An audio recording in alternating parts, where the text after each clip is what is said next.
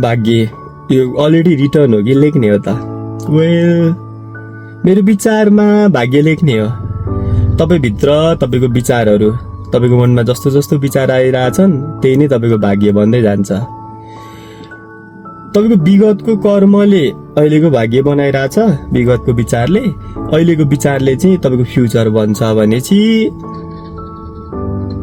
भाग्य चाहिँ लेख्ने रहेछ। अनि त्यो चाहिँ कसरी पोसिबल छ त भन्छन् फेरि ईश्वरले इट्स अलरेडी रिटर्न रे। भावीले 6 दिन लेखेको छ पनि, 6 दिनमा लेखेको छ पनि भन्छन्। के हो त? तपाईको कति कुरा चाहिँ लेखेको थियो त्यो भइसक्यो। तपाई कस्तो घरमा जन्मिने, लाइक तपाईको त्यो सराउन्डिङहरु जति नि छ नि त्यो चाहिँ लेखिसकेको थियो। अबको चोइस चाहिँ तपाईले लेख्ने, तपाई कस्तो जीवन बाँच्ने त्यही अनुसारको सराउन्डिङ खोज्ने। सो तपाईलाई जस्तो जस्तो बन्न छ त्यस्तो त्यस्तो सराउन्डिङ चाहिँ आफू छेउमा विकास गर्न थाल्नुहोस्।